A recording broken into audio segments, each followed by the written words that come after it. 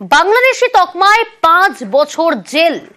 বাংলাদেশি তকমায় 5 বছর জেলে দিনহাটার বাসিন্দা। 2019-এ হঠাৎ নিখোঁজ দিনহাটার শ্যামল পাল। আরো ডিটেল জানাবো আপনাদের। শুভঙ্কর রয়েছে আমার সঙ্গে।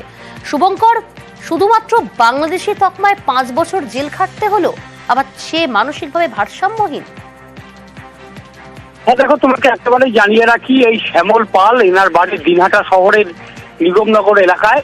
তিনি মাথাভাঙ্গা এলাকায় সেখানে নিখোঁজ হয়ে যান।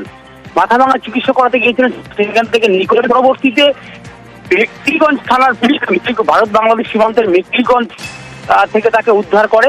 কিন্তু তিনি যেহেতু মানসিক ভারসাম্যহীন ছিলেন, কিন্তু তার পরিবার কখনো যোগাযোগ করেনি বা পুলিশকে জানায়নি।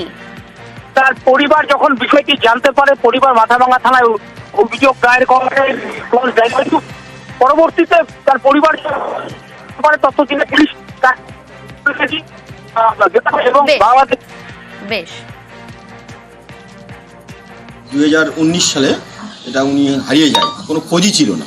তারপরে আমাদেরই গ্রামের এক ছেলে সেন্ট্রাল জেলে তার পোস্টিং হয়, মেন্টাল সেলে ওনার সেই পোস্টিংটা হয়। উনি দেখে আমাকে জানায়, বহরমপুর সেন্ট্রাল জেলে গিয়ে দেখি আমরা যে ওনাকে বাংলাদেশে পুট আপ করা হয়েছে, যে উনি বাংলাদেশি নাকি।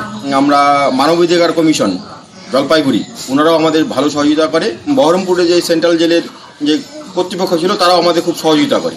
রায় হওয়ার পরে আমরা তাকে ব্যবস্থা করি, এখান থেকে সব কাগজপত্র পাঠিয়ে নিয়ে আসি।